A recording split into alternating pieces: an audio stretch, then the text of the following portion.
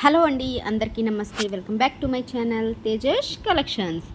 ఈ వీడియోలో తిరుమల శనివారాలు ఈ నెలలో ఎన్ని వస్తున్నాయి, అలాగే పురటాసి మాసం అంటే ఏమిటి, పిండి దీపాలు విరక్కుండా ఏ విధంగా చేసుకోవాలి అనేది ఈ వీడియోలో చూద్దామండి. పురటాసి మాసం అనేది ఈ సంవత్సరంలో సెప్టెంబర్ 17 నుంచి అక్టోబర్ 17 వరకు ఉంటుందండి. అయితే దీంట్లో వచ్చే శనివారాలను తిరుమల శనివారాలని అంటారు. ఈ తిరుమల శనివారాలు అనేవి ఈ సంవత్సరం 4 వస్తున్నాయి. మనకు కార్తీక మాసం, ధనుర్మాసం అనేవి ఎంత ప్రాముఖ్యతమైనవో అలాగే తమిళియన్స్ కూడా ఈ పురటాసి మాసం అనేది అంతే ప్రాముఖ్యమైనదండి. ఈ మాసంలో వచ్చే అన్ని శనివారాలు చేసుకోకపోయినా కూడా కనీసం ఒక్క శనివారం అయినా కూడాను పిండి దీపాలతో దీపారాధన చేసుకోవాలి. పిండి దీపాలపైన కంపల్సరీ తిరుమల నామాలు అనేవి పెట్టుకోవాలి. ఈ పూజకి ఎటువంటి నియమాలు కూడా లేవండి. ప్రసాదాల విషయానికి వస్తే ఏవైనా చేసుకోవచ్చు. ఫ్రూట్స్ పెట్టుకొని ఏదైనా మనం ఇంట్లో చేసుకున్న ప్రసాదం చేసేసుకోవచ్చు.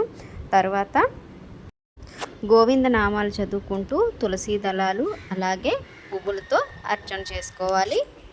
అలాగే పచ్చకర్పూరం కనుక ఉంటే గోవిందనామాలు చదువుకొని పచ్చకర్పూరంతో కూడా అర్చన అనేది చేసుకోవచ్చు. అంతేనండి, పూజ ప్రాసెస్ అయితే ఇదే విధంగా ఉంటుంది.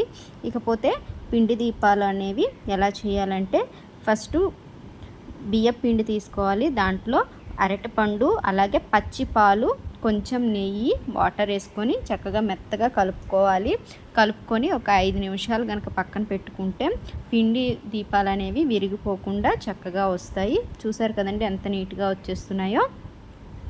ఈ విధంగా పిండి దీపాలు అనేవి రెడీ చేసుకొని దీనిపైన తిరుమల నామాలు అనేవి కంపల్సరీ పెట్టుకోవాలి.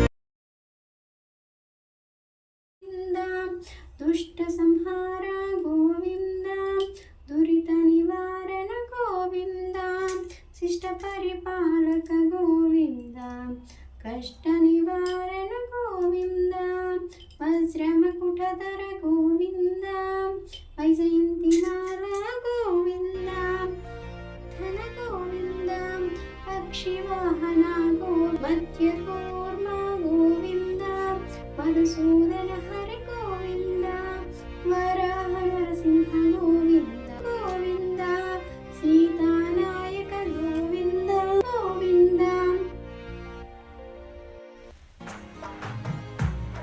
కస్తూరి తిలక గోవింద, కాంచనాకర గోవింద,